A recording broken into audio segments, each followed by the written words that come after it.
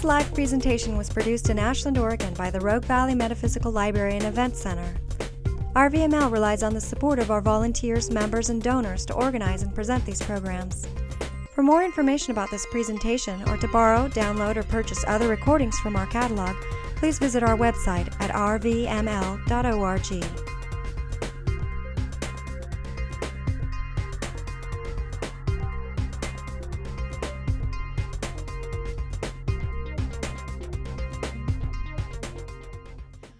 Well, the elders of the the elders of the Hopi Nation. I get choked up when I think about this because I want you to really grasp what our young people are today. And I think some people think that our young people are dope-taking, laid back, want everything handed to them, and not very spiritual. And I'm here to tell you, you are so wrong. The Hopi elders said, "Keep your eyes open, your heads above the water, see who is there with you, and celebrate." And I want you to celebrate the young people because they are our treasures. They are a treasure house of riches. They are the beauty and the power that lies in our young people. And the young people I know are not politically lethargic. They do not wallow in self-pity. They do not feel victimized. They know they have a mess that they have inherited, but they're ready to get up and go and do something about it. In other words, they are going to re-enliven, re-energize our society through their hearts. I do teach spirituality and politics, and everybody goes, that's a strange thing to teach, put those two together, but it's not. It's the perfect thing that our world needs right now. Well, the young people know that this isn't going to be an easy journey to change what's going on in our society, but they know it's going to be an exciting journey. And in my class, Spirituality and Politics, and also in what Bjorg referred to earlier, I also facilitate a group at RVML called the Millennium Generation, and we get into we go down the rabbit hole a long ways at RVML. There's information back on the table. But for my class, I use Sharif's book. Sharif and I met in the early 90s, and I use his book, Creating a World That Works for All, to teach how to create a world that works for all. And I'm really pleased to have two of my students come up here and speak just briefly about what their experience is with that. And Brandon Eason and Aubrey Johnson. Please come on up. Oh, good evening. Upon opening the book and checking it out, I was overwhelmed by a large amount of the information given, a large amount of the blinders that we see in our society that just kind of cover what we as a people look at. Sorry about that. Well, I'd like to talk about is, as I read the book, one of the major sections that affected me was talking about how we ourselves as people have an incredible power to enact change, and also the fact that we are giving our power subconsciously and consciously to other people. People have become powerful because we let them have that power. We innately give them our power to help them support whatever they're doing, and sometimes it's not what we want them to do. We have the power within ourselves to change the world. We have the power within ourselves to enact change, and we can't give that up to people who aren't doing what we plan to do. The power that we have in ourselves is the power that we need to use for our own benefit, not only for our own benefit, but for the benefit of all people, not just a select few, not just a select group, and not just the big people who already have enough power. That's pretty much it. The world we are currently living in has a problem. It doesn't work. Poverty, war, corruption, global warming, stress, depression, and loneliness are but a few symptoms of this mess. Everyone has been affected by it in some way. We are all children of this broken world. But what can we actually do to mend these wounds and start to heal? In his book, Creating a World That Works for All, Sharif Abdul proposes, as others have, that what is needed is a change in consciousness. If we can remember that there is truly enough for all, and that we are all a part of the divine, then we may begin to become more inclusive and start to feel the emptiness within each of us. We are all menders, and if we learn to embrace our own power, we can change the world. Too long we have put ourselves in the hands of those whom we believe have the power. But they can have power over us only as long as we give them the power. This book is a call to action so that we can all become the change that we want to see in this world. Thank you. And now for Sharif. Like I said, Sharif and I met in the early 90s. I actually interviewed him for Jefferson Public Radio right here on the, at that time, it was SOC campus. And I was so impressed with what he had to say and his new ideas that still remain so relevant to today. Sharif is called, in my world, he is called a diffuser of negative energy. A diffuser of negative energy. He talks about compassion, but not just compassion by words, but compassion by action. It's such a pleasure to have him be here tonight. Thank you so much, Sharif. So, good evening. Good evening. Not hardly. Good evening. Good evening. Okay. So we know that we're all alive, and that's your cardiovascular check. I want to thank all of our sponsors for having me here. I wanted to particularly thank JL for organizing my life for the past few days. It was, okay, you're going to eat now. And then you're going to go over here, you're going to talk to this group here, and she was sending me emails saying, how busy do you want to be? And I kept saying, fill it up, and she took me seriously. So thank you for making this happen. Thanks to the young folks for those words. It reminded me of a time a few years ago when I was 13 and went on my first public stage. I was supposed to be the warm-up act for Malcolm X. And right before, it was 3 months before the event, he was assassinated. And the event still took place, but Muhammad Ali was the speaker and not Malcolm X.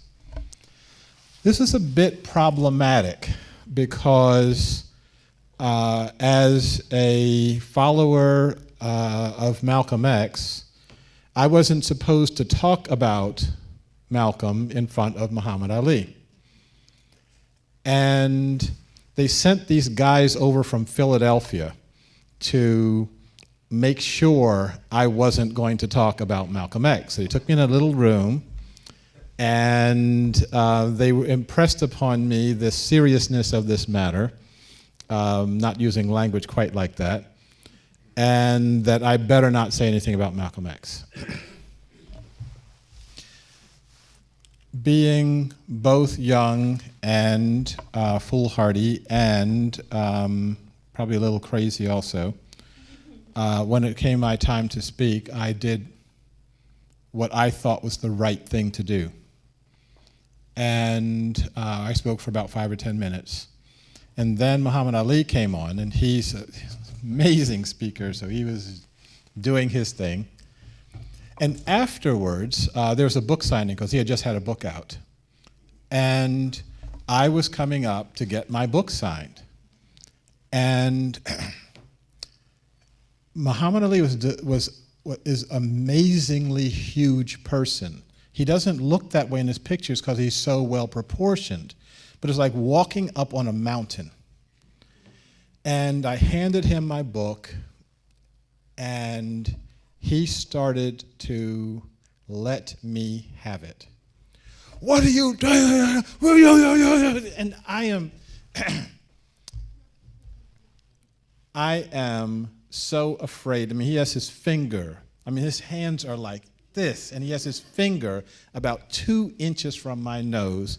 And I said, this man's going to hit me. And if he hits me, he will kill me. Okay?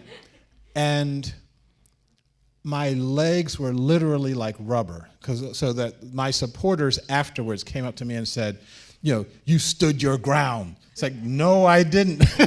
I couldn't move. There's a difference. So I was kidding with them earlier that they may not survive this, but I'm going to be a lot nicer to you than Muhammad Ali was to me. I thought you did an excellent job, and I really appreciate the words that you said. It was, it's difficult doing that. After a while, you get used to it, okay? And I have a suggestion for you. Take your glasses off when you do that, so that the audience blurs into this nice, soft, See, I can't really see you, so it doesn't matter kind of what I do here. If I saw actually how many people were here, my knees would be knocking. I want to spend a little bit of time with you talking about the nature of our world. I want to spend a little bit of time talking with you about the turbulent times that we are in. But I also want to spend some time with you talking to you about our hope for the future. Talking about how do we find our way in this mess? How do we find our way in the world that we have created? How did we get here, and how do we get out of here? I always like to start with a quote from Václav Havel, who provided the introduction to my book, Creating a World That Works for All. At the time he did this, he was the president of the Czech Republic. And Havel says, humankind today is well aware of the spectrum of threats looming over its head. We know that the number of people living on our planet is growing at a soaring rate. We know that the already deep abyss separating the planet's poor and rich could deepen further. We also know that we've been destroying the environment on which our existence depends, and that we're headed for disaster by producing weapons of mass destruction and allowing them to proliferate. And yet, even though we're aware of these dangers, we do almost nothing to avert them. We've created this world. Each one of us create this world. We've created a world that has a number of effects to it. But one of the effects that it has is a deep-seated feeling of despair. A notion that something is fundamentally wrong, that something somewhere is wrong. And this is a notion that I had at a very early age growing up in Camden, New Jersey, Time Magazine's worst city in America.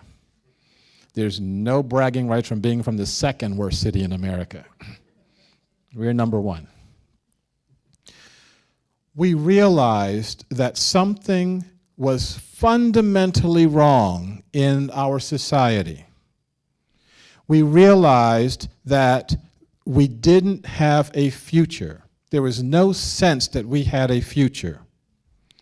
We saw that there were no solutions. Everybody says, well, the poor will always be with us. We'll always have crime. We'll always have poverty. We'll always have racism. We'll always have these things. We felt invisible. We felt invisible in our culture. We felt invisible in our lives.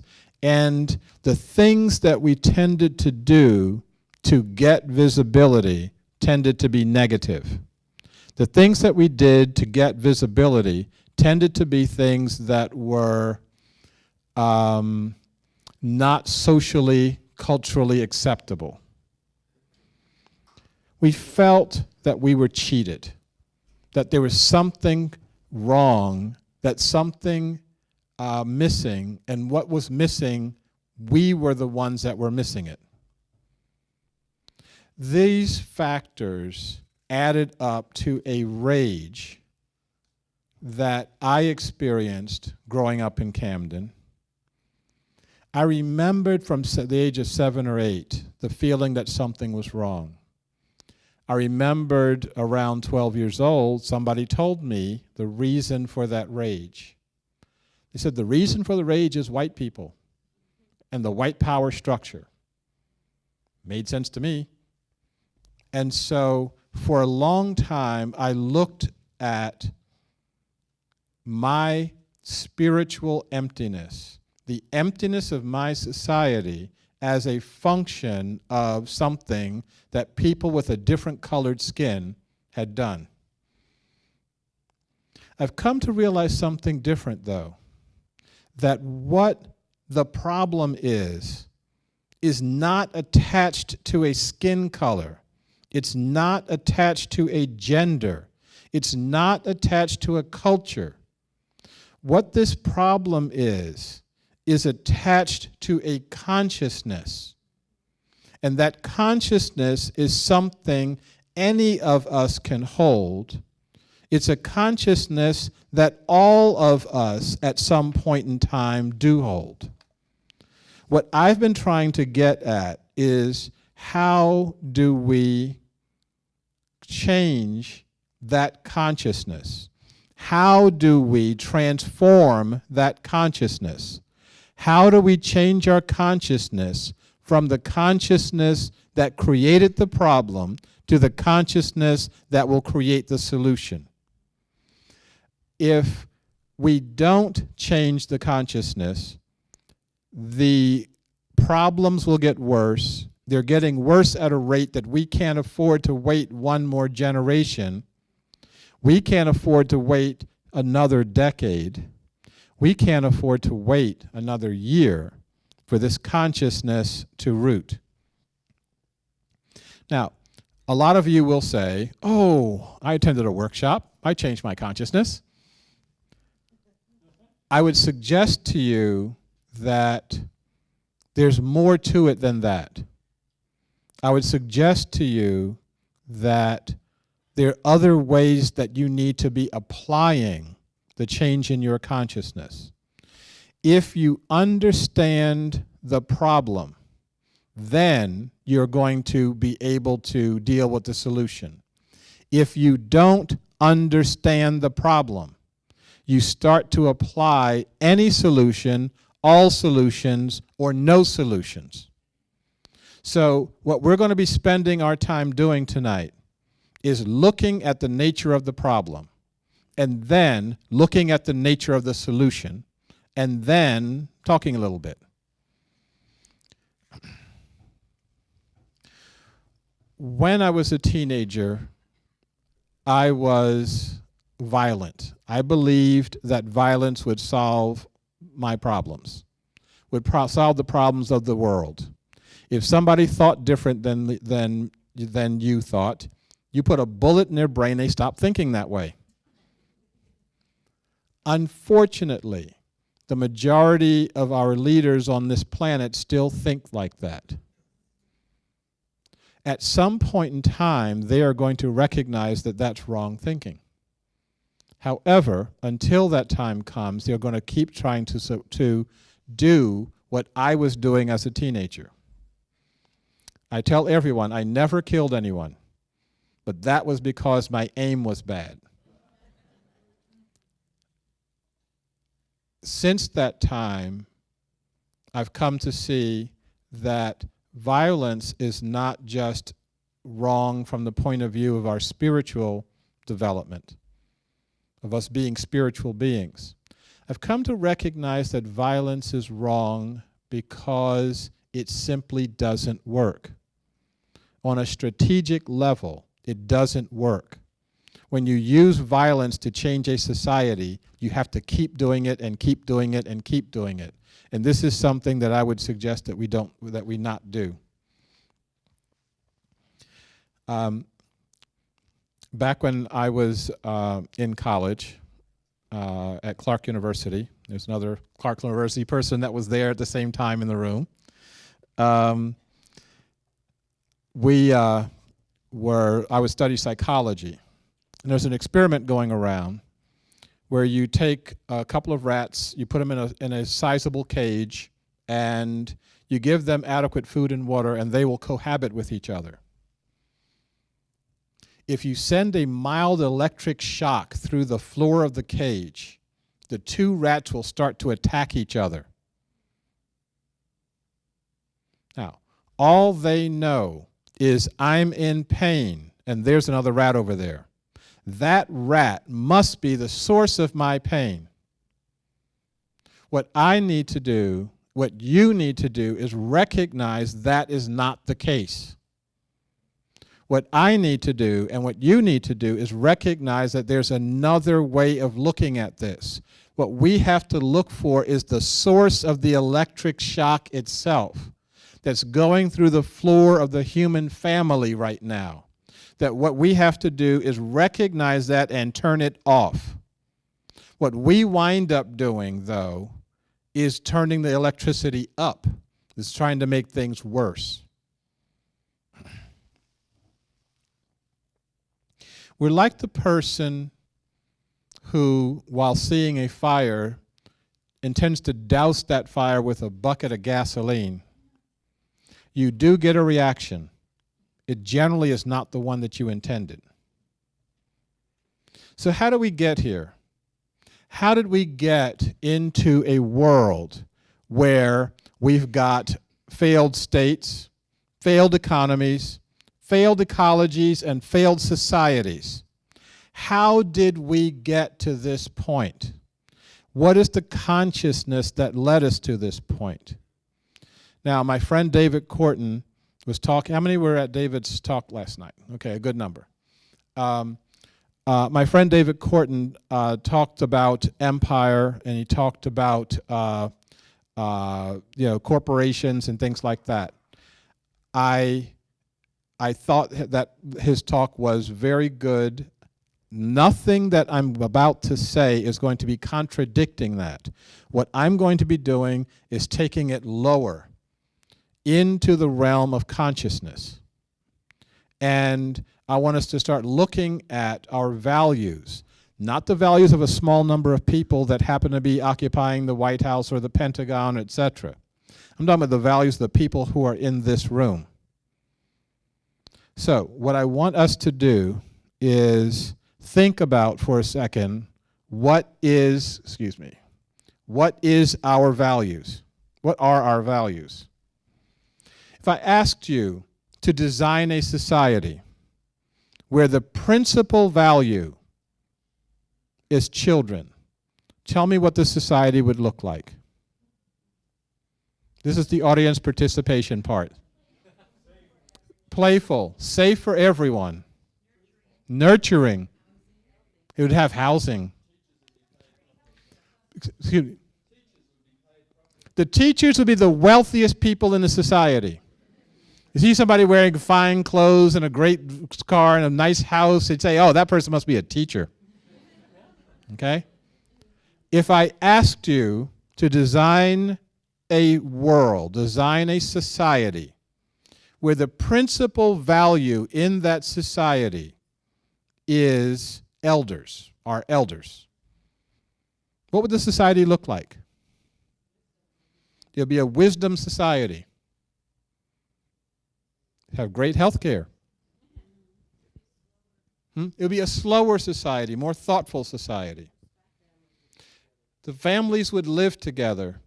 When I was in Uganda several years ago, I was talking to a middle manager who was working in the government, and he was saying how because he was the second son, he had to work harder than his older brother, because when the parents got older and needed to live with someone, he wanted the parents to live with him, so he's going to have the bigger house and a nicer place for the parents to stay so he could beat his brother at getting their parents. Now, ain't that a switch? That's what happens when you have a society that actually values elders.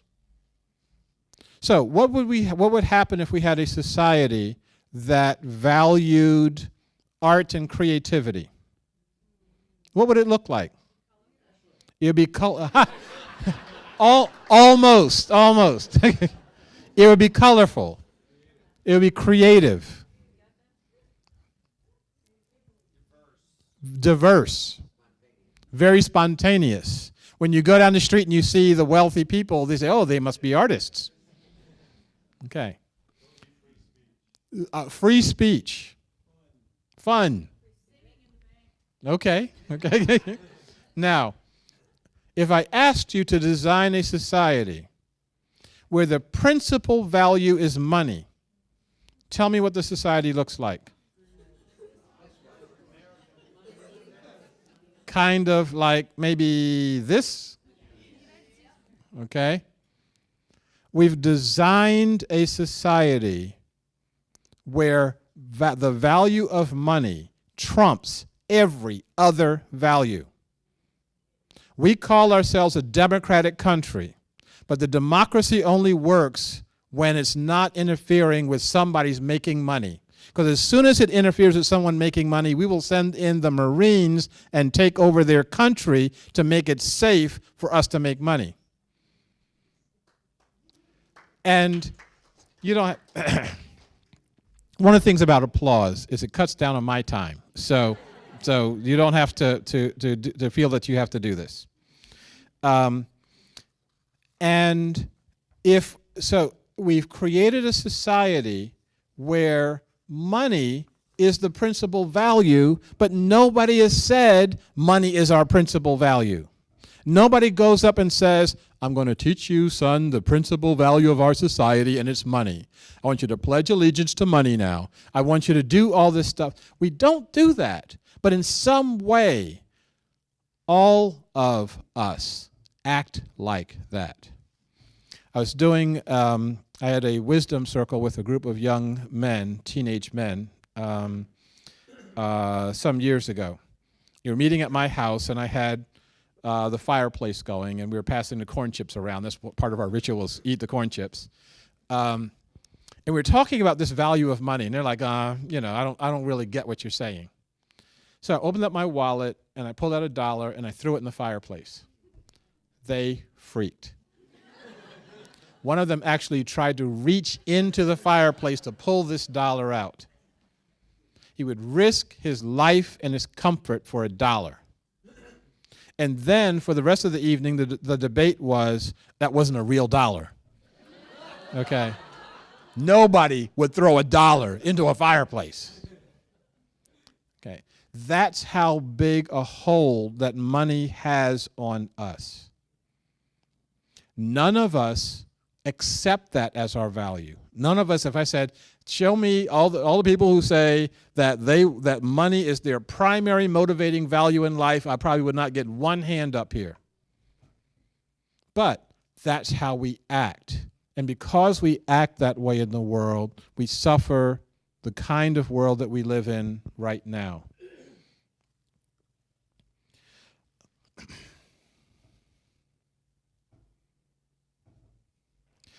Our problem is story. And David talked a little bit yesterday about story. I want to talk a little bit more about that.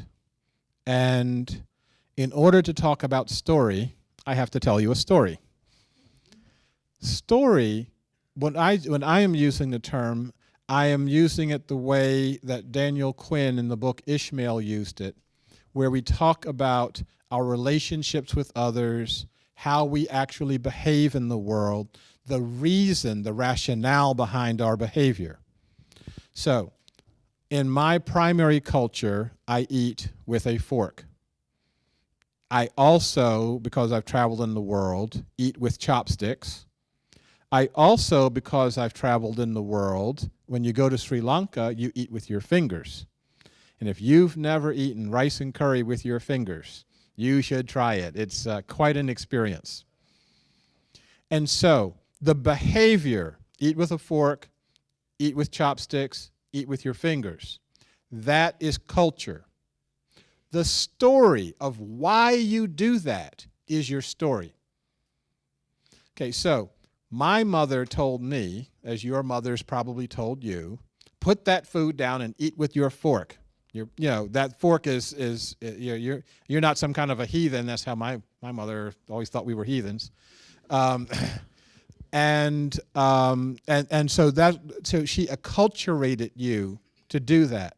So the first time I sat down before a plate of hot rice and curry, I'm sitting there, and there's this Westerner also sitting there looking at the plate, and I asked him, "Are your mommy tapes running?" Yeah, my mom's kicking my butt right now. Kids in Sri Lanka are told, put that fork down and eat with your fingers. You don't know whose mouth that fork has been in. Think about that next time you go to the restaurant. And so, our story is the reason, the rationale why we behave. So let me tell you a little story about story. Part of this story is true, and part of this story is, you'll see the part that's not. The true part. In 1775, Captain Cook was circumnavigating the planet, and he came across an island in the Indian Ocean about the size of Connecticut, and he called it Kerguelen Island. But for our purposes, we're going to call it Rabbit Island. So Kerguelen Island was covered with grass, and so he decided to release a few rabbits onto the island so that the next ships that come by will have fresh meat to eat. So he releases a few rabbits and sails away.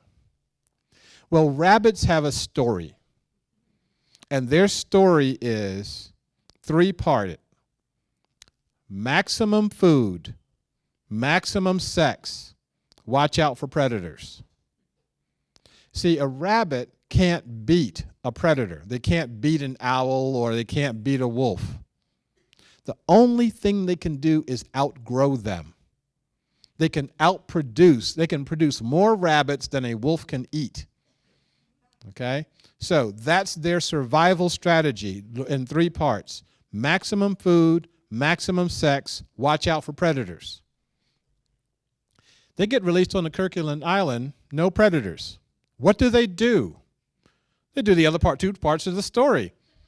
They keep looking up for owls and for wolves, but none show up. So they're doing maximum food and maximum sex. By the time the next ship comes by, they don't find any rabbits on Rabbit Island. They also don't find a single blade of grass. The rabbits did something that biologists call overshoot and die back. They ate all the grass, grew past the carrying capacity of the island, and all of them died. But let's make an assumption.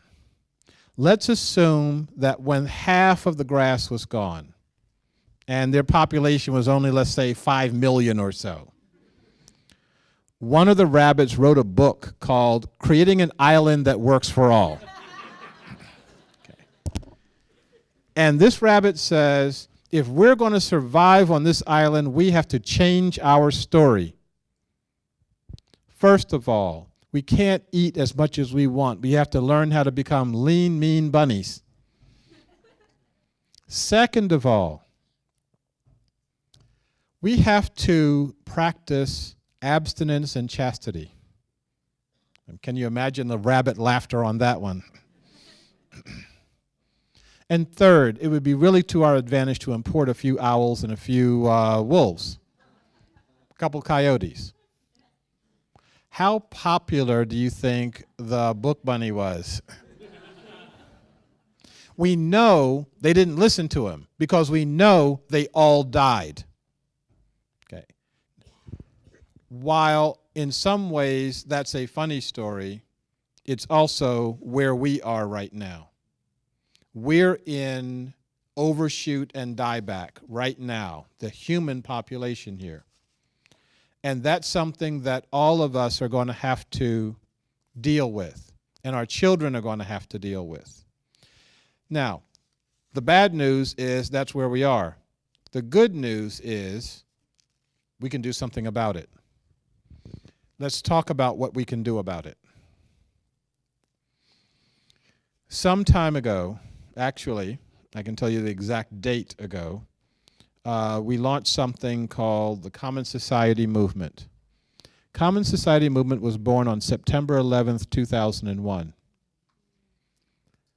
I was doing what most of us were doing on that date, sitting in front of a television set trying to make sense of images that made no sense. I remember a month after September 11th, I made my own personal pilgrimage to Ground Zero to be a witness to this event.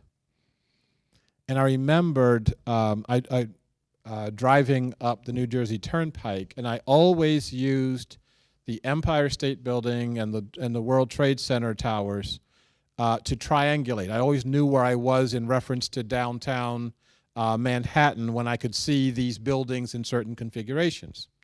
So I'm driving up, and I was saying to myself, well, I see the Empire State Building, but where are the towers? And I'm saying to myself, Sharif, they've been destroyed. They're gone. I'm like, oh yeah, but where are they? You know, I still need them to triangulate. In some way, even after a month, I couldn't accept that this event had happened. This despicable event had happened. So I was sitting there watching the television. I made a number of predictions. Unfortunately, all of my predictions came true. The first one was, wow, this is really bad. I like stating the obvious. The second was Americans are going to fly into a rage, which is not itself a problem. It's an understandable reaction. If somebody hits you, your first instance is to hit back. Somebody insults you, you want to, flip them off, or you want to push back in some way. If, I said, we had enlightened leaders, they would be able to walk us back from this point of rage into the kind of conscious, reasonable, what I call moral outrage that would have actually been the seedbed for constructive activity to make sure this never happens again. And I said, we don't have that kind of leadership. And it doesn't matter whether there's a Democrat or a Republican in the White House. That part is immaterial. What's material, what's important is we lack that kind of visionary leadership that can help move us in positive directions. We have leadership that panders to our baser reactions and panders to our fears. I said, what we're going to do is we're going to invade some country and we're going to kill a whole bunch of people. And in the law of temporary release, and I talk about temporary release in the second chapter of my book, in the law of temporary release, it's going to feel good. How many of you have put a brick through a plate glass window? Come on. I'm sure the statute of limitations has run by now, so yeah, okay. It's a very satisfying feeling. It's a very, like, wow. And that feeling lasts for about 2.5 minutes, and then you have to do it again and again. So I said, after we invade one country and kill a bunch of people, we're going to invade another country and kill a bunch of people, and we're going to keep doing this until somebody figures out how to stop doing it. So while I was still watching the screen, I picked up a pad and I started sketching out what has become the Common Society movement. Common Society movement is operating now in about 30 states. It's operating in about 15 different countries. it is what you're going to see right now. Okay, I'm running a little behind in time. So imagine that you are in a living room. Imagine you're in your living room, and you've invited 10 friends to come and talk about the nature of the society that we're in and how we can move to a world that actually works for all. And you've got your computer set up, and you start doing a PowerPoint presentation. And we start with Victor Hugo. Greater than the tread of many armies is an idea whose time has come. We're calling this the great undertaking. We're about to do something that has never, ever been done before in human history. We're talking about creating a global human society that's based on our wisdom traditions and on our visions for the future. We call this a common society. So, why do we need a common society? We're being both pushed and pulled into the common society. What's pushing us? We're facing a profound and interlocking mega crisis. I call it the mess. It's one of my more profound moments. Okay, and this mess is pervasive, it's intractable, and it's impossible to resolve it with the consciousness that created it in the first place. We can't ask those who created this mess to even understand it, let alone fix it.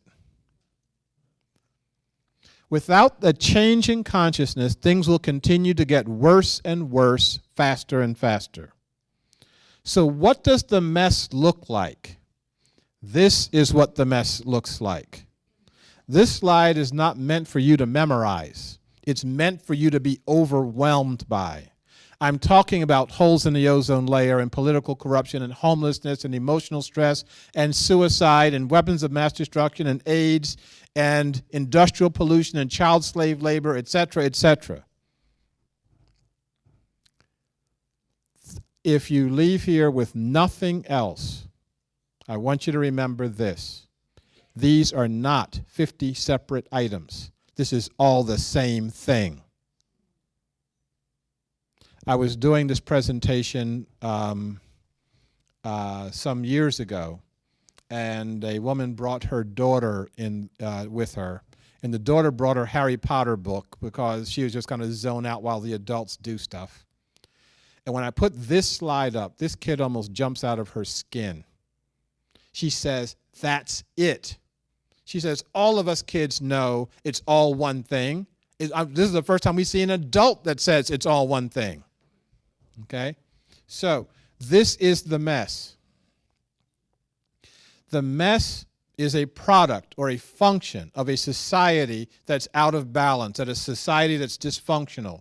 The mess is not an accident. It's not an oversight. It's not a mistake. You can't reform your way through the mess. The mess is what political candidates don't talk about. If I put that list back up there and challenge you to listen to any of the political candidates in any of the races talk about the aspects of the mess. I want to ask a question of us. Those of you, we heard the political candidates talking about terrorism, terrorism, terrorism, terrorism, terrorism. 9/11 got brought up over and over and over again. Those of you who either were directly affected, you were hurt or injured during September 11th, or you personally know someone who was killed in the World Trade Center, or killed in the Pentagon, or killed with Flight 11, if you personally know someone who was killed or injured, I want you to stand up. Okay? Now, that's the percentage that I always get when I am asking that question in a group this size. Thank you. Now I'm going to ask another question. For those of you who know someone who has attempted, seriously contemplated, or committed suicide, if you personally know someone who has attempted, seriously contemplated, or committed suicide, please stand up.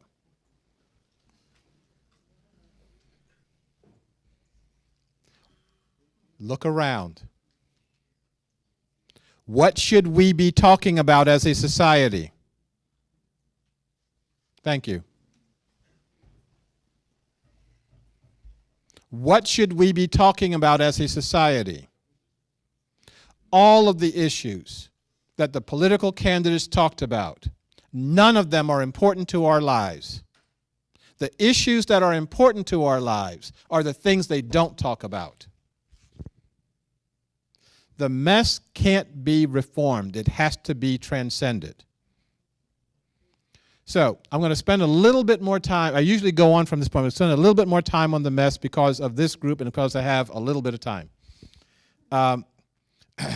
This is James Lovelock. You will remember him from the Gaia hypothesis. He is the first scientist who gave a cogent theory that the Earth is one being, that is a self-regulating, self-evolving organism. And I have a lot of respect for Dr. Lovelock, and because of that respect, his most recent predictions become that much more dire. He said recently that because of the effects that humans have had on this planet, he predicts that in 100 years, that out of the 6 billion humans on our planet, 6 billion will die. He said that 100 years from now, the human family will consist of about 200 million people, less than the size of the United States, and will all be clustered around the Arctic Circle as the only inhabitable spot on our planet, and the rest of the planet will look like Mars. When I read this,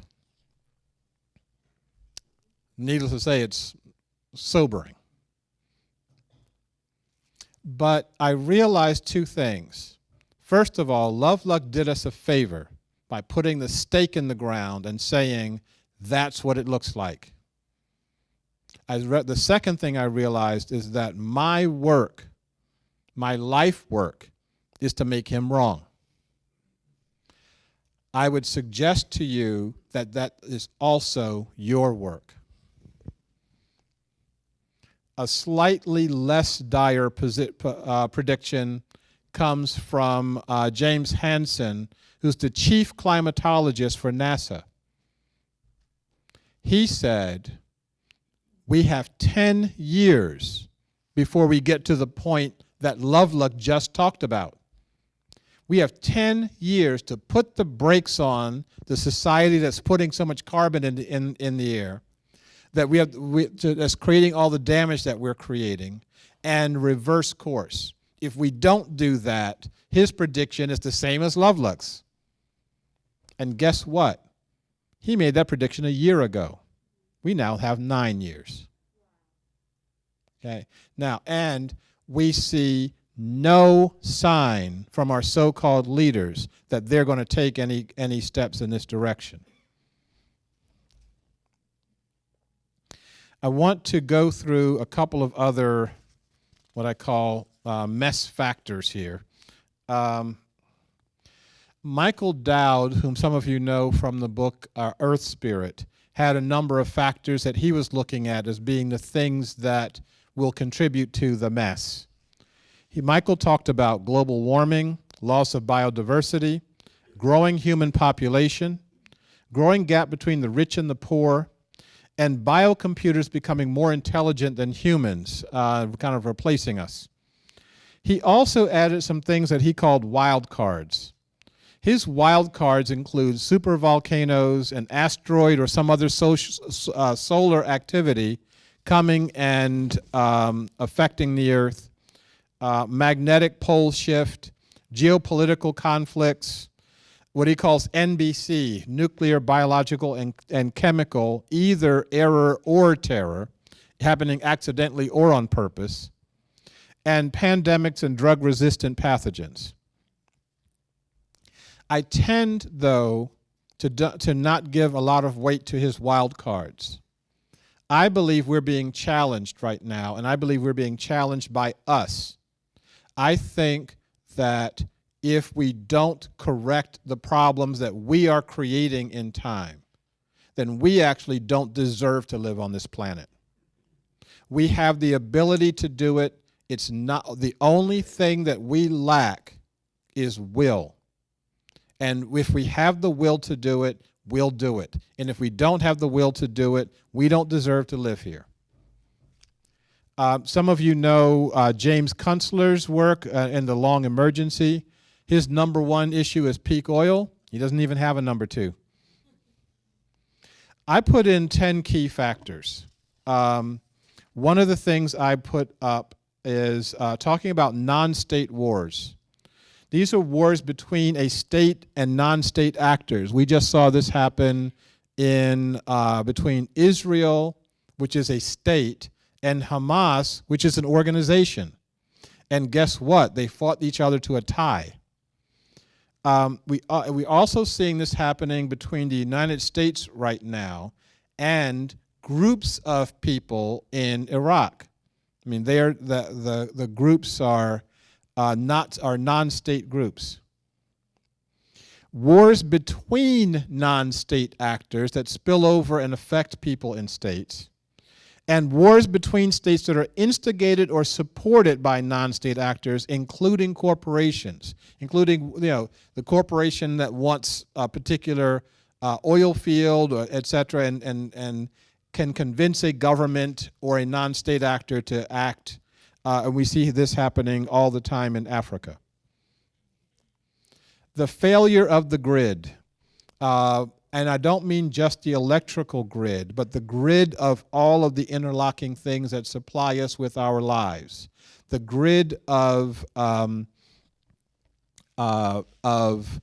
transportation, the grid of water, the grid of all of the things that are affecting our lives. I was just speaking at the Green Business Conference last week, and one of the speakers there said, we ship something like 12 million pounds of lettuce from this country to Mexico. We then import 12 million pounds of lettuce from Mexico to this country. You figure it out. We've created these networks that we depend on, but we are at the mercy of the network, or mercy of the grid. The failure of water. Right now, in your human family, your family extends beyond Ashland. Okay, in your human family, of the 6 billion of us, 3 billion do not have access to clean water. I've watched women walking, carrying a 5-gallon jug of water on their heads and walk up to 5 miles round trip to get water that isn't even clean. Yet we flush our toilets with drinkable water. And guess what? They know it. They know that we're doing this. Our consciousness has to be that I am not going to waste a drop of water while the human family, while half of my family doesn't have water to drink. We have a responsibility. Now, someone was asking, well, how do you ship the water over there? If we saved water here, how do you ship the water over there? That's not the issue. The issue is, if people see that we are serious about saving our planet, about saving the water, about putting ourselves in a position of saying, if I'm not going to waste 50 gallons of water just to flush my toilet, while someone else only has 5 gallons of water. I'm going to conserve so that all of us around the world will conserve, so that all of us will have water. Once we get that in our consciousness, things can then change. My other factors: mass ignorance through information overload. It's like, I don't know how many of you experienced that, but I get way, way overloaded with just the sheer volume of information that's available. And people who use the internet primarily for entertainment, when they're amazingly ignorant of what's going on in the world, is really, to me, a crime. Ubiquitous violence overload. That violence is just getting worse and worse. It's getting higher and higher, and is getting more and more mindless. It's like, I just hurt. I'm the rat in the cage. I hurt, and there's another rat over there. I might as well kill him. In some way, you must be the cause of my pain. Suicidal societies. For years now, for probably over a decade or more, the chief cause of death among teenagers in this society is suicide. If it were a virus, a pathogen, we would have an all-out campaign to eradicate suicide. But because suicide is the radical opting out of a society that doesn't work, we don't want to touch it. We want to consider it lots of little individual tragedies and really confused and messed up kids, etc. There's no confusion there. They don't want to live in the mess that we created. What's confusing about that? What we have to do is start to recognize that and to find other ways to create and recreate a society that doesn't work. The failure of the global economy. I spent a lot of time down in Buenos Aires in Argentina. And we know how their economy collapsed virtually overnight. You need to get some cash, so you go to the ATM machine, you stick your card in, you punch your PIN, and nothing happens forever. Forever. It's like your money's just gone. What would you do? It's not that you don't have access to your money tonight. You don't have any more money. It's gone. What would you do? Well, I saw what they did in Buenos Aires. I saw people on trash night, thousands, maybe tens of thousands of people pulling through the trash bags of hotels and businesses, trying to find something to eat, trying to find something that they could fix or sell, something that they could make some money so that they could eat. Now, because Time Magazine and the newspapers stopped following it, we kind of thought, oh, things must be better now. They didn't get any better. Nothing changed. Another issue is the failure of democracy around the world. I could spend an awful lot of time on this, and I don't have an awful lot of time. So I will, we know what this means. Everywhere around the world, people don't like and trust their governments. Someone challenged me once. They said, name one country where the people like and trust their governments. And I couldn't come up with one. Now, lots and lots of people love their countries. I love my country. Okay? But I think my government sucks. Okay? And so that's the challenge that we've got. How do we create a governing structure that actually works for all? The failure of industrial agriculture. We have really painted ourselves into a corner in terms of agriculture, and that is something that's going to turn around and bite us in the butt. I mean, if there was a virus that attacked corn, almost everything that you eat that comes out of a supermarket wouldn't be there anymore. And I think that's painting ourselves really into the wrong corner. And my 10th issue, everything happens at once. we're not going to take these things on serially and sequentially. First we'll deal with industrial agriculture, then we're going to deal with suicide society, then we're going to deal. It could all happen and unravel at once. And we've got to be prepared for that. Okay, if you're depressed enough, let's go to the good stuff. Okay, the vision. What's pulling us toward a common society? We're in the midst of a shift in consciousness from the individual to the planetary. We call this the Apollo vision, one planet and one people. The Apollo astronauts went up to the moon and they brought back some moon rocks, which I think was an amazing waste of money and time. The thing that was worth the trip was going to the moon, turning around and taking a picture of the home planet. For the first time, we saw the planet without any lines on it. You all remember the globe that was in your elementary school, where every state and every country was a different color. So the United States was this beautiful patchwork of pastels. The Soviet Union was this blood red gash across the whole globe. Looked like the planet was bleeding, okay? And that image from the very beginning was an image of exclusivity, of I'm separate from you. I'm separate from all these other countries. What the Apollo astronauts gave us was the image of inclusivity. We're all one on this planet. We now have the means to establish the first planetary commons. Each of you can reach into your bag or your pocket and pull out a cell phone. And you can dial the right sequence of numbers. And you can call every continent. You can call every major city. You can call most minor ones. You can call every significant culture on this planet. You can call them up right now. We didn't have this technology 50 years ago. We didn't have this technology 20 years ago.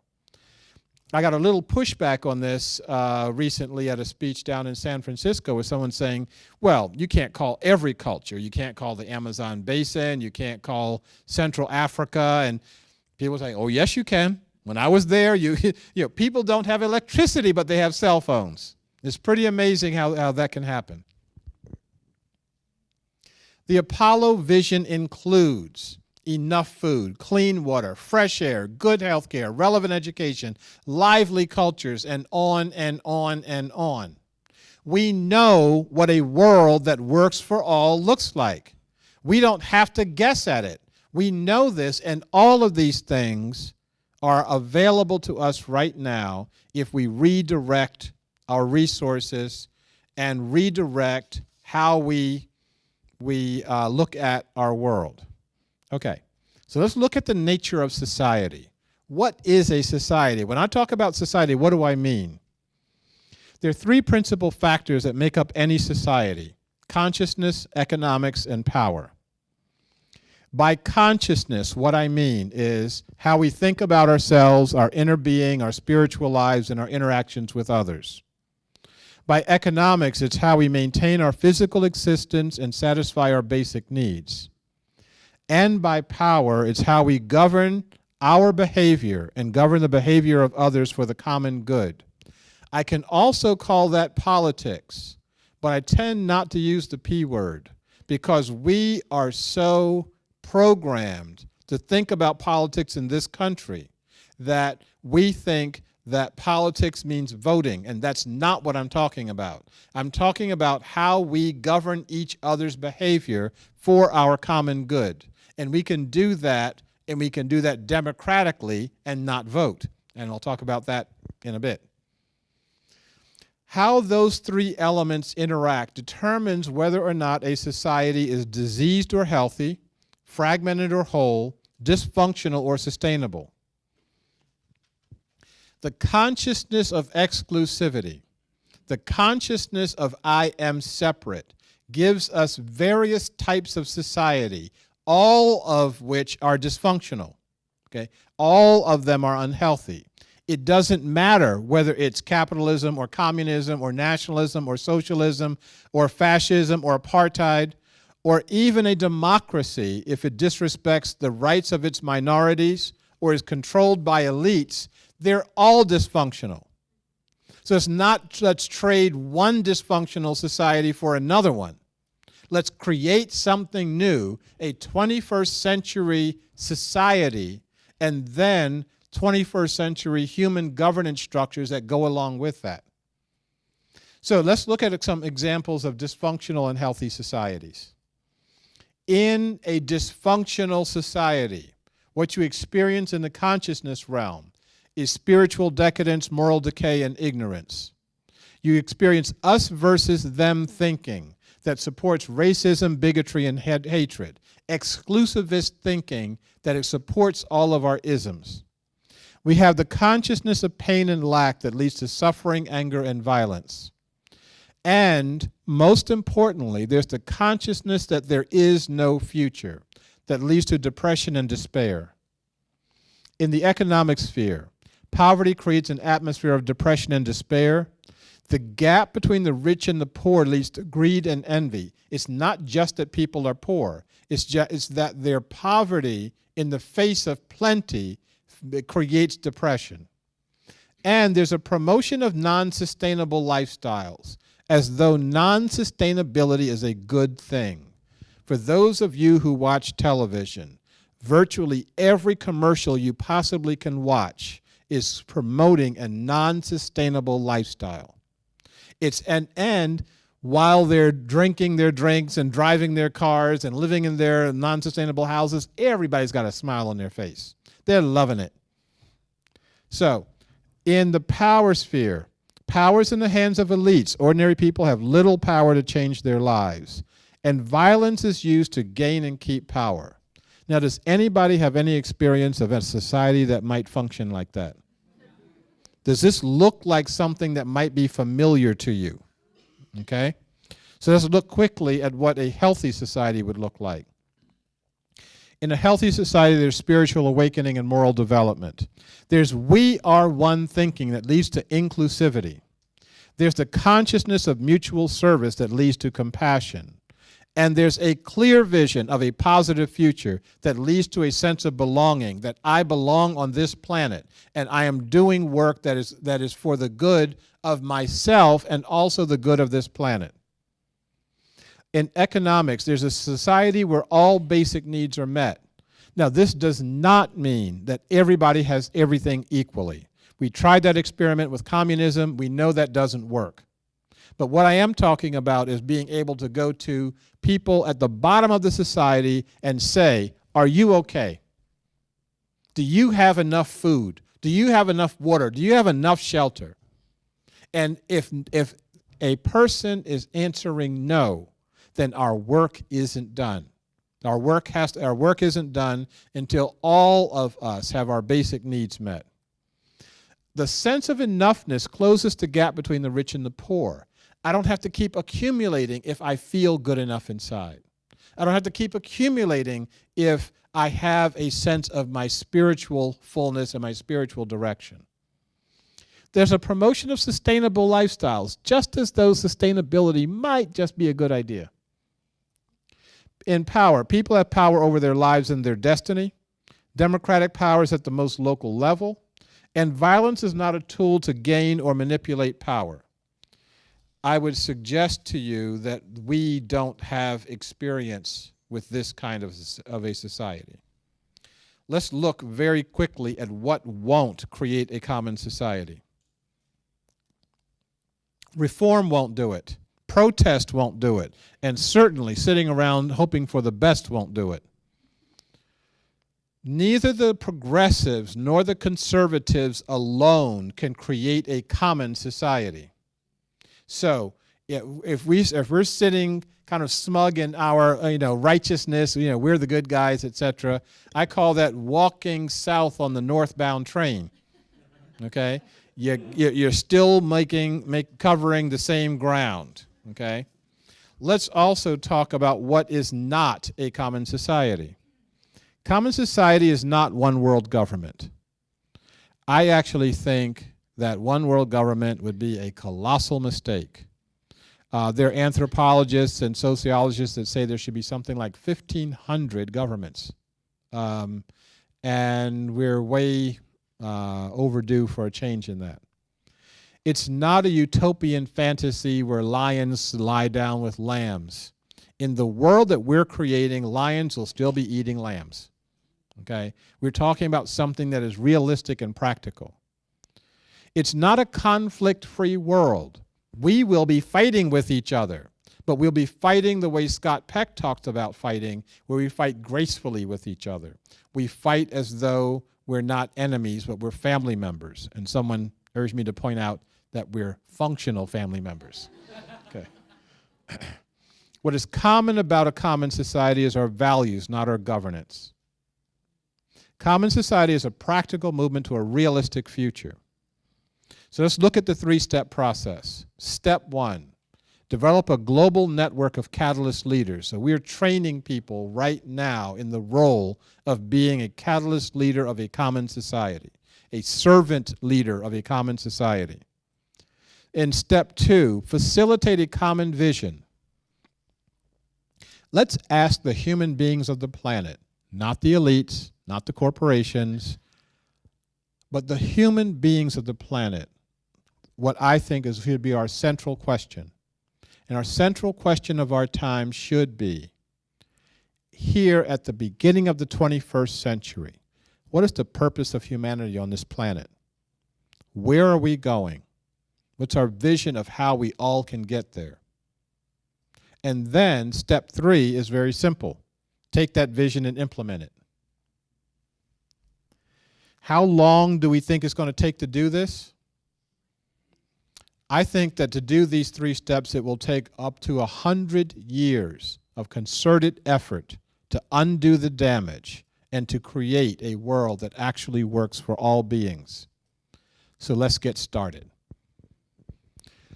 I liken this to the building of the cathedral. How many of you have been to Europe and seen the grand cathedrals of Europe? Okay. And for those of you who haven't been there live, you've probably seen pictures of them. These buildings took 200 years, 300 years, 500 years. In the case of Notre Dame, 616 years. The people who laid the foundation were making a statement of the future of their society. They believed that they had a future. They believed that they had something that all of their children and their children's children's children's children would aspire to. It's time for us to build the cathedral. Not a building of stone or glass, but a structure of consciousness, a structure of our human consciousness. Let us create the structure that 100 years from now, 200 years from now, our children will look at us, our descendants will look at us, at this group, and say, this is the group that brought us back from the brink. This is the group that woke up in time. This is the group that changed us from the age of waste, of wasting resources, of wasting other human beings, that we changed from the age of waste to the age of enlightenment, that we become not the cancer on Gaia, but we become the healing agent and the consciousness of an entire planet. We can do this. All it takes is will. And with that will, we can do much. Goethe said, whatever you can do or dream you can, begin it. Boldness has genius, power, and magic in it. Begin it now. This is what I would suggest that we do. Begin the undertaking right now. Take the time to do this. let me wrap up this section with a quote. This is a quote by a Brazilian theologian by the name of Rubem Alves. He's talking about planting date trees. He says, "Let us learn from those who plant dates. A date tree takes 80 years from the time it is planted to bear its first fruit. To plant a date tree is an act of faith, a sign of hope, and a symbol of one's loving commitment to the future. Let us plant dates, even though we who plant them will never eat them. We must live by the love of what we will never see. This is the secret discipline. It is the refusal to let our creative act be dissolved away in immediate sense experience, and is a stubborn commitment to the future of our grandchildren. Such disciplined love is what has given prophets, revolutionaries, and saints the courage to die for the future they envisioned. They make their own bodies the seed of their highest hopes. You are the seed. You can choose to plant yourself, crack open, nurture yourself, and to become that date tree that our children's children will eat. Or we can just go about our daily business and, think that we're really cool and be about our business and pass up this opportunity. I know, because you're here, this group isn't going to do that. And on that note, I wish us all well, and thank you.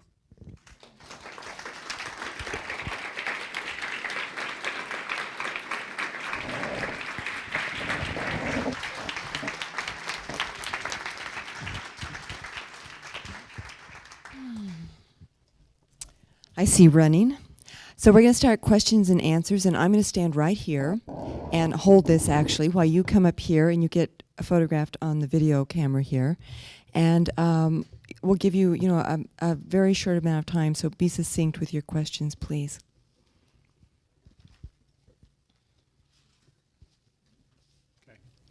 Okay. And we talked earlier, so thank you for reminding me what the questions were. First, in terms of electing politicians, I think that exercise is in inverse proportion to how close the politician is to you. So I'm very much supportive of the things that are happening on the local scene with local elections, school boards, city councils for reasonable sized cities, etc. When it starts getting regional, when it starts going out some, and when it starts getting national, it becomes a lot less meaningful to go through the exercise. I'm not saying that the answer is to not vote. I'm saying that the answer is for us to change the process. And we're doing that right now in Sri Lanka. We're creating this really amazing political process that kind of just doesn't need the big leaders. And we're trying to figure out how to get that done, how to get that empowered, how to get that moving. And so yeah, I would, what I call the beauty contest is something that if we avoided it, we'd be a lot better off. And we start asking ourselves, how is it that we run our own lives? Now, before I get to your covert government question, for those of you who were at David's talk last night, there was a question that came up about taxes. One of the things that keeps our government floating is that it's got this amazing engine of the most amazing engine that's ever existed on the planet of getting money. And this money and the power behind it is so corrupting and corrosive, we have to do something about it. Now, someone got up, the Congress is like this big tick, okay? And it's tied right into your jugular vein. And it's just sucking away. And it has no interest in letting go. Okay. Someone got up last night and talked about tax resistance. I think the ultimate tax resistance is repealing the 16th Amendment. And let the government hold the bake sale. Keep all that money local. And on that's something that can start uniting the so-called right and the so-called left in a common purpose. The kind of common purpose that some folks don't want you to think about. That's a good lead into covert government.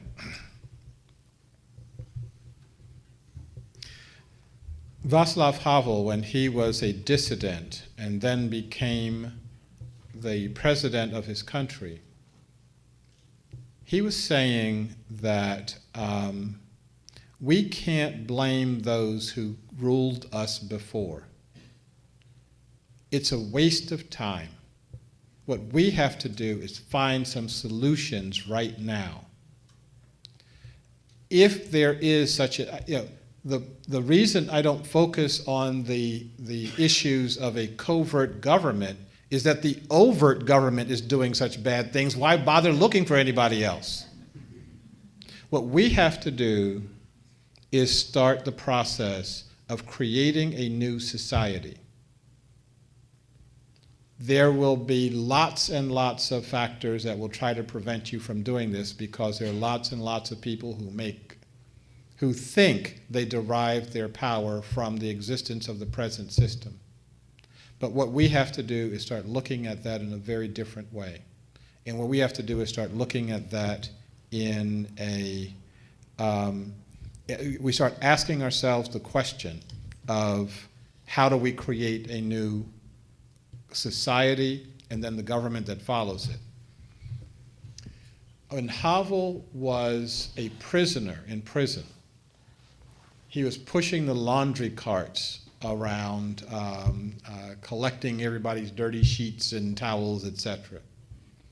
And he remembered one time he had a break. He had 5 minutes to talk to another prisoner, someone else from Civic Forum who had been put in prison because of their beliefs. 5 minutes.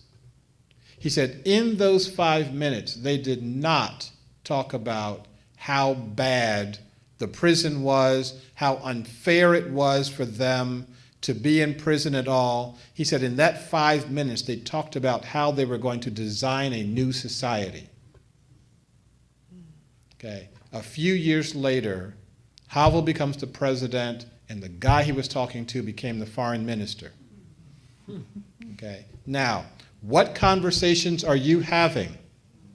Are you talking about how things are so bad in the prison? Or are you designing how you become the leader of a new society? I mean, it's your choice what you do with your actions. It's your choice what you do with your own mind. And I suggest that there are other things to think about in terms of that.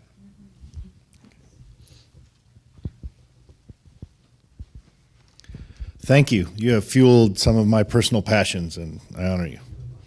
And I would like you to continue to speak what you said right at the very end about what we're doing on the planet. I forget how you phrased it, but if you could just talk a little bit more about the last part of your talk, about what our purpose is and how to move that forward. Right. I think that there's more to humanity, more to us being human on this planet than what kind of car I drive and what kind of cologne I wear, etc. And there are forces at work that get you to not think about that because people make money in you being dissatisfied with who you are. There are people who make billions of dollars when you are unhappy with who you are. I was talking to a developer friend of mine in Charlotte. I used to live in North Carolina. And we were supposed to have lunch, and he was late coming to the lunch. And he said that he was late because he was test driving a new car. And the car he was test driving was a Mercedes. And he was driving a BMW that was 1 year old. And he was saying, I need this car. Now, I know he needed something. He needed something in his being. There was something deeply unfulfilled in who he was. But he didn't have the time or the technique to find out what that was. He thought it was, they told him, hey, you're really going to feel good when you're driving this BMW. You say, I still feel bad. Oh, you need another car. Not, you need to look in a different direction. I was doing a talk with some high school students in Vermont a couple of years ago. And I was talking about how the organization I work with in Sri Lanka, Sarvodaya, builds wells for the people who are walking a mile or two or more for water. And I was mentioning to them that it cost about $100 for the materials. They organize the community itself to dig the well. They don't dig a well for people. They organize the community to dig its own well. But it costs about $100 for the well liners and things like that. And the kids were looking at each other, and they started reaching into their pockets and pulling out $20, $40, etc. They had $100 in about 10 seconds. And I'm like, whoa, I wasn't asking for money. And he said, but can we get a well? And I was still, kind of speechless from this. And they were saying, we weren't going to do anything with this money. One kid said, I'm going to buy some more CDs. I got more CDs than I can listen to. We need a life of meaning. We need to know that we're doing something meaningful with our lives, with our talents, with our energy, and with our money. And I believe that rescuing our planet and rescuing the human family is about as meaningful as we can get. So, yeah.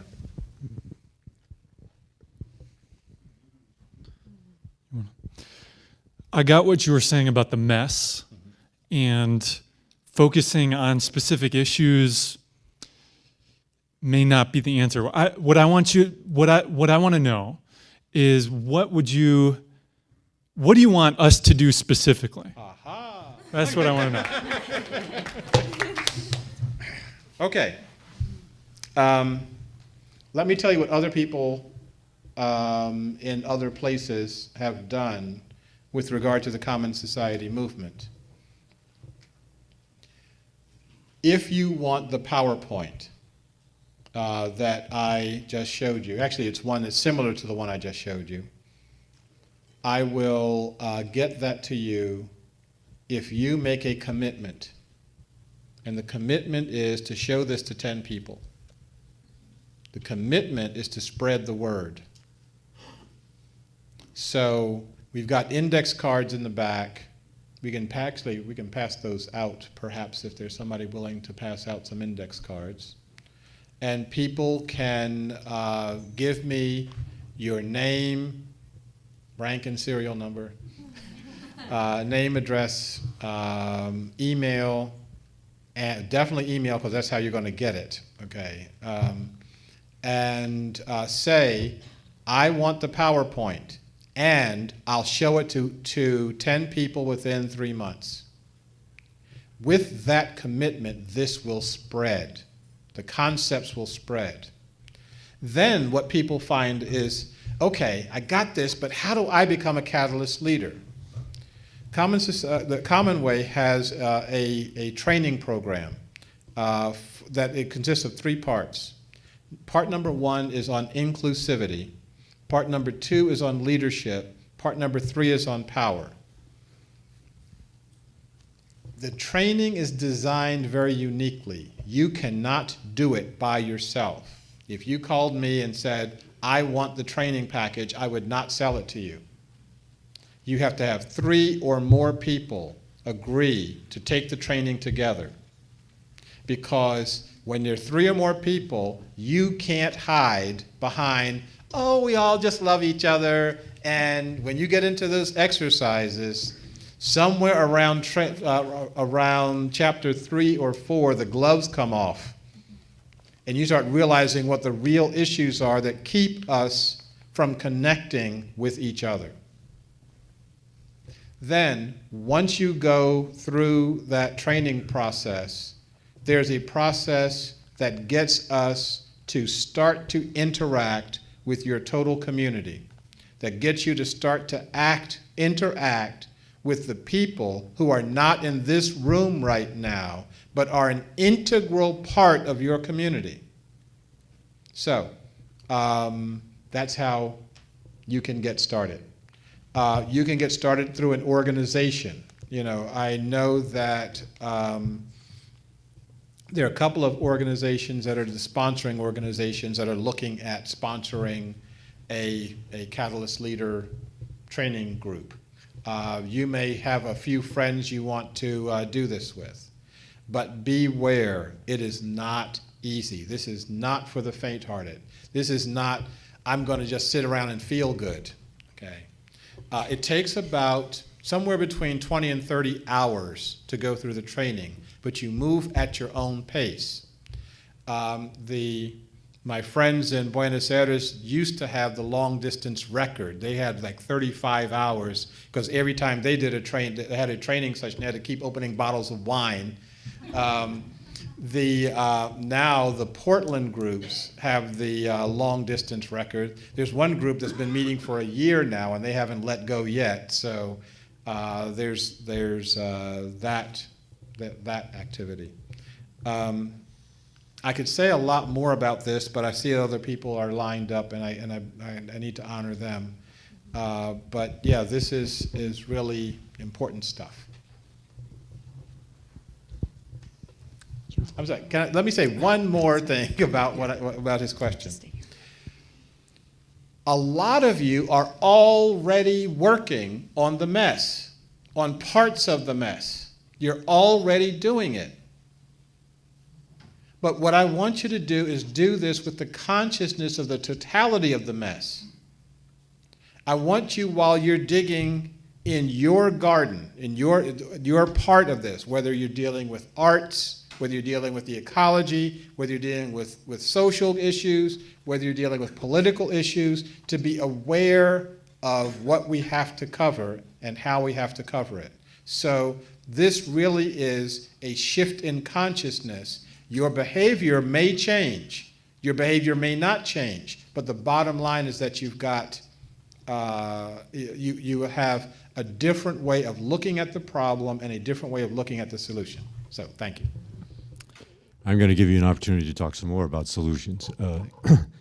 First of all, I want to thank you for carrying the energy of the vision and the prophetic voice. First, I'd like you to comment on two ideas. One is, on the card that people are signing, would you take a commitment to show it to 5 other people, each of whom commit to show it to 5 other people, to show it to 5 other people, etc. Okay. Secondly, why can't I get 10? Do I hear 15, yeah. 20? Okay. Believe me, probably have to show it to 20 to find the 5 that'll find 5 that'll find 5. Mm-hmm. Second, I've often had the idea and wondered, I'd like to get your feedback. I know there are circles that have done this. I'm looking for something fairly simple that would yet be profound, and that would the idea of getting together a group of, say, 12 or 13 people local who are definitely from different cultures, different societies, rich and poor, healthy and, et cetera, white and black, whatever. We certainly have at least some diversity in this valley. And having an ongoing conversation, which might be kicked off by something like this, but an ongoing conversation of deep listening to each other, of what does it mean to be alive and to affect our planet? Okay. I'll take my answer sitting down. Okay, right. I'll give my answer standing up. Okay. It's really hard to talk about this in just a few seconds, but if you go to the website, commonway.org, you'll eventually click down to something that we call the Commons Cafe, which is an activity that you can do after you've done the Catalyst Leadership Training. Actually, you can do it anytime. I put all the directions up on the website, but I would suggest that you understand yourself before you go out and looking at working with others. In the Commons Cafe, we take people, as you said, from all walks of life, and people who are actual or potential adversaries. And we sit them down at the table together. All they know is they've got a name tag with their first name on it. They have no organizational affiliation. They have no idea who's there with them. Then there's a stack of index cards on the table. At a given point in time, we tell them to turn the first card over, and they can do what's on the card. They can ask questions. They can do anything else they want to do. They can get up and leave if they want to. What we are finding is that this is a powerful tool. This is a dialogic process that is a powerful tool to get people past the barriers that separate them in a really interesting way. One of the things that, I'll tell you one quick story out of the cafe work. We've been doing cafe work, the Commons Cafe work around this country.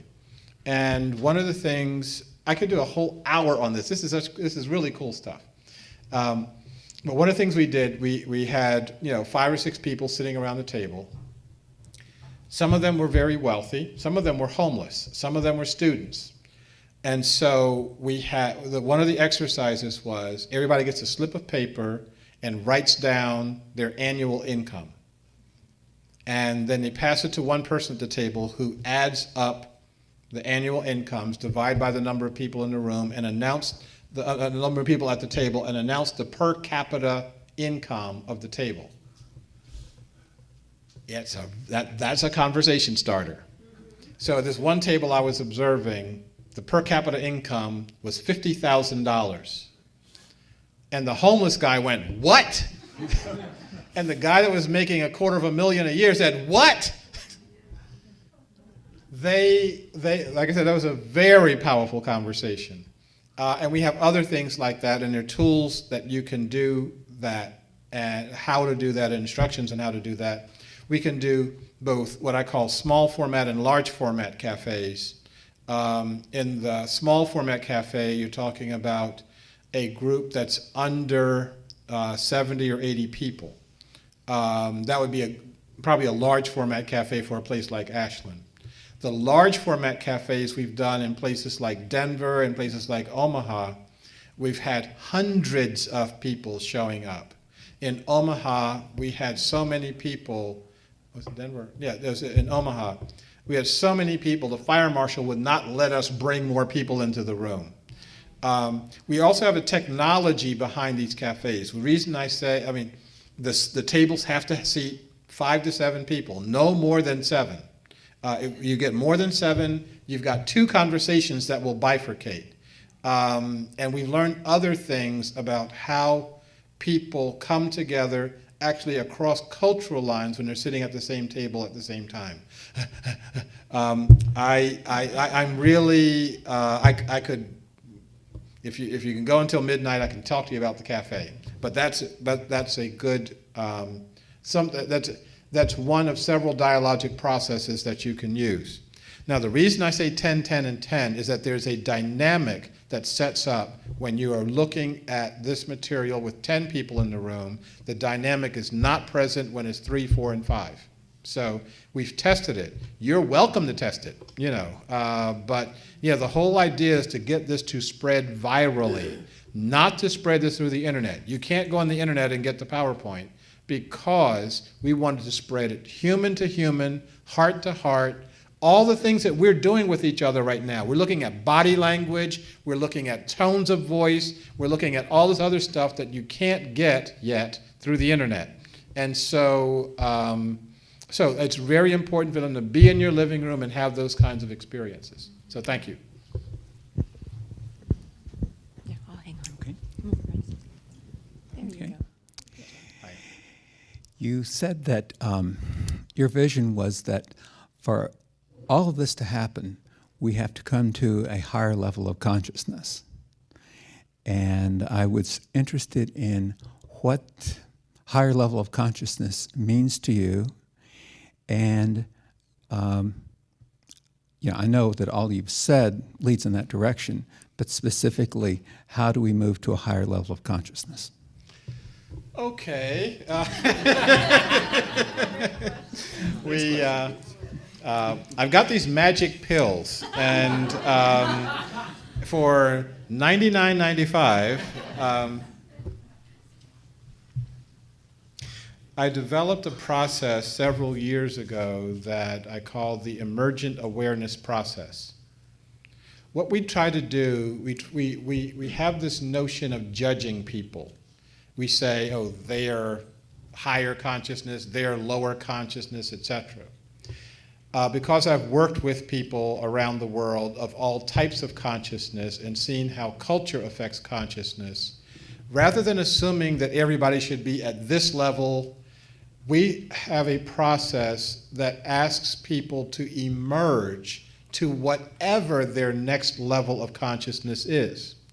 And we do this through different kinds of awareness activities and awareness techniques.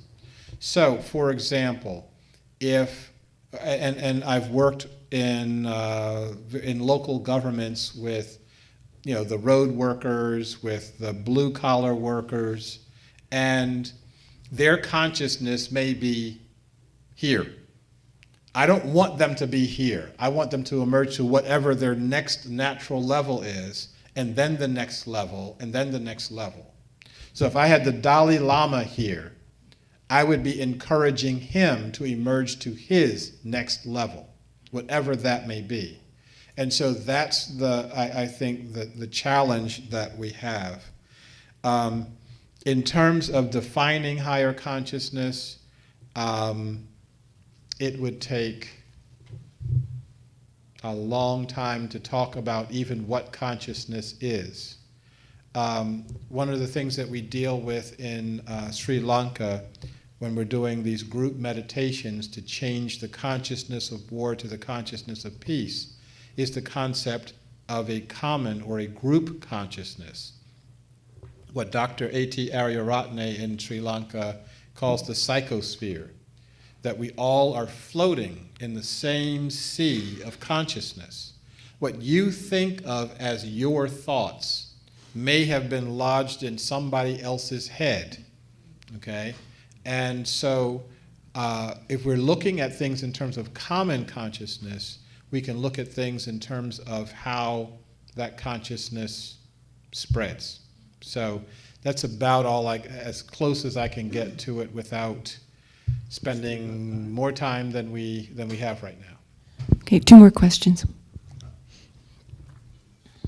Can you get it high enough? Right there. I'm sorry, can I say one more thing about consciousness? And I talk about consciousness and spirit in my book, and there are books back there, so you can. I wish we had another hour or two. So yeah. I want to also thank you for the vision you've presented this evening. As you know, in this country, we're fed a steady diet of fear. And I think it's planned to keep us manipulated so that we can have a big military budget, et cetera, et cetera. I would like you to explain to the group, because I've traveled extensively around the world in different regions, and I found that the people do not hate Americans. They are very disturbed by our government, but they do not hate us as individuals. I have not traveled much since the Bush administration has put a new turn on this. I'd like, just as you travel, how you find people reacting to us as people. Yeah. Number one, you're absolutely correct about fear being a motivator behind our big military budgets, but I would say fear is a motivator behind all of our budgets. That the amount of money that we're about to spend, the orgy we do at the end of every year, that we're about to spend on so-called Christmas gifts, is because we're afraid of how our family is going to take us if we say, I made you a pair of socks, out of my I cared about you. I thought about you as I was knitting it, and it's like, I wanted a Nintendo. Yeah. So fear motivates all aspects of our society, and our society will change when we stop being afraid. Now, how people see America, I think you're, again, absolutely correct. People make a clear distinction between, I'd say the overwhelming majority of people make a clear distinction between the American government, which they think pretty universally sucks, and the American people. The people who have traveled abroad the people who have had the consciousness of traveling abroad, in general, take a slice of America or a way of looking at America that people feel really good about. And so people get, they know America because somebody came and they smiled at them and they talked with them and they laughed with them and they want to learn their culture, etc. The ones that that I would have the most question about traveling abroad don't, which is a good thing. And so, no, I don't think people hate Americans. People are bewildered at why we consistently elect governments that are so boneheaded. I remember the first time I went out of the country when, after September 11th, a guy I knew, kind of, incidentally, I didn't know very well, when I saw him in Sri Lanka, he just ran up to me and he started hugging me. He wouldn't let me go, and he started crying. And he was saying, "I'm so sorry for what happened to you on September 11th." And I was really touched by it. I mean, I was more touched by that than a lot of the things I've seen and heard in this country. We had tremendous goodwill in the entire world for what happened. And I saw that same person a month after the beginning of the Iraq War. And this guy had real anger. I mean, he was like on fire. And he said, "What is wrong with you people?" And because I travel so much, I have to explain America a lot. It's like, well, there's a lot of us that don't like that, and a lot of us don't. It's like, but why don't you do something? And that's the question. Why don't we do something? Don't pretend that what happened on Election Day a couple of Tuesdays ago changed anything. Okay. It was an act of frustration of people who know that something is fundamentally wrong, but they don't know what's right. And they know that the administration was doing things wrong, but that same group knows deeply that the Democrats don't have an answer. The Democrats don't have an answer. The Republicans don't have an answer. Okay? The answer is in this room. The answer has to come from you. And my job is to stand here with the pom-pom saying, "Go team, go." And, by the way, you are a team, okay? And by the way, the goal line's over there, okay? So that's my job. Your job is to do the heavy lifting that actually changes the nature of society. Can I say one more thing about that? Whoa, okay, I guess I said a lot of one more things.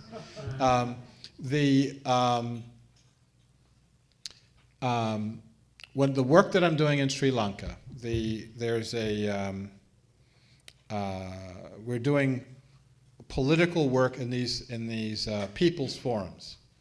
And I'm being translated, so I'm writing down really carefully what the people are saying. And I thought what someone was saying was, we have to change the government. But that's not what they said. They said, we have to change the system of governance. That's different. Because everybody goes to DC saying, I'm going to change the government. because I've got such a great personality, I am going to change the government. And it doesn't change, because it doesn't matter what the personalities are. If I could clone myself 500 times and occupy every seat in Congress, every seat in the Senate, the White House, and leave a few left over for the Supreme Court, we still would have a jacked up system. And I like me. The problem isn't the personality, the problem is the structure. And the structure follows our convoluted, conflicting thoughts. And what we have to do is change the thought and change the thought process. Let's do this. I want to leave you with a quote. And that quote is a second quote by Ruben Alves.